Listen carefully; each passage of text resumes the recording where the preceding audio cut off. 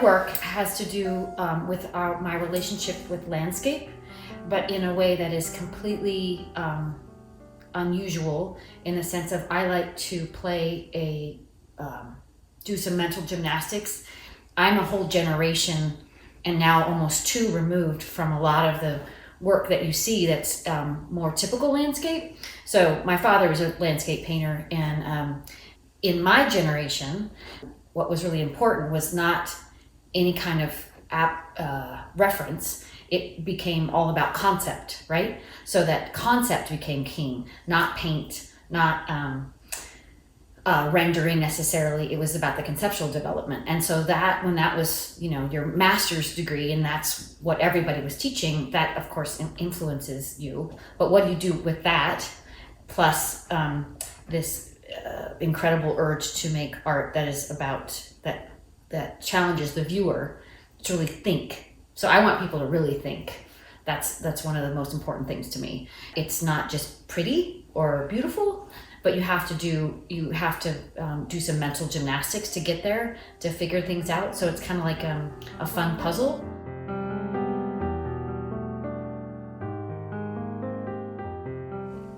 You start thinking about the relationship differently when they're juxtaposed in this versus this just being in an aspen tree, right? I love to play with alliteration, and so sometimes that the inner sound, so the sweet and the E in chickadee, sweet chickadee, and then again, this goes back to that idea of juxtaposition of a something from the man-made world, and then something from the natural world. And so some of these things are really portraits of my family, but not literal. This little burrowing owl, and then this series of pencils, again, very realistic or fairly realistically drawn, so you're not struggling with what is it. This is a kind of a little self-portrait about me, and I didn't know that, of course, until after I finished it, but this is just called Short and Smart. I clearly got a kick out of Magritte, and he would be, when people look at my work, they often think of Rene Magritte.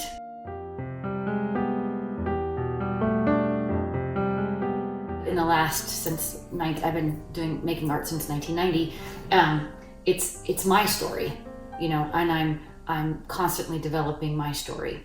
I'm doing a huge show in August with my father, and it's been really interesting to be making these big paintings that are ever so slightly referencing some of the political strife that we are having in this country. I did this big painting. It's actually in Bozeman. I just finished, and it's a deer skull with an extravagant rack, and it has all this red, white, and blue, and so it's about claiming your own patriotism, but the blue are pansies. The title is clearly he was not a pansy. Again, the concepts that I'm floating out are not evident on the surface. You have to really think about what that means. So those metaphors are certainly personal, but come from my experience, both in terms of academic and then in terms of geography. So like all the birds that I paint are all Western birds,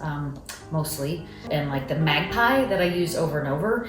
Magpies are one of the brightest birds that we have. They're incredibly intelligent, and they're very playful. And so they're almost like the Joker.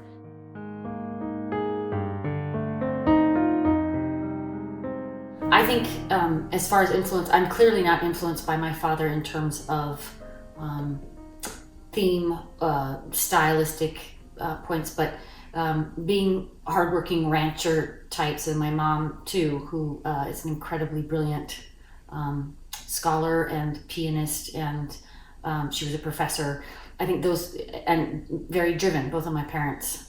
So that's clearly an influence. As an undergrad, I was trying all kinds of things. I was very, very moved by the political strife around apartheid, and I tried to make art about apartheid, but it wasn't my struggle, if that makes sense.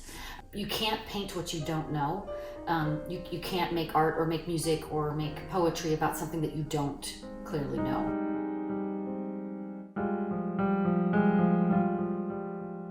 one of the things I think is important is to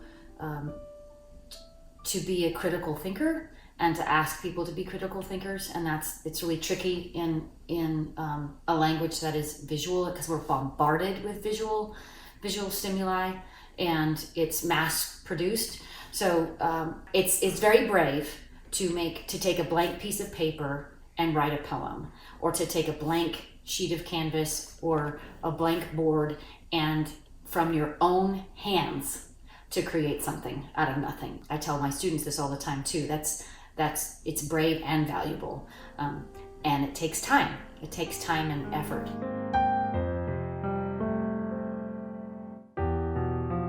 Since I've been making art since 1990, it's my story, and I'm constantly developing my story, and I think that's part of this wonderful struggle for me is coming up with what really works, and that's developing this vocabulary, which is of objects and of things, that is highly specific and personal.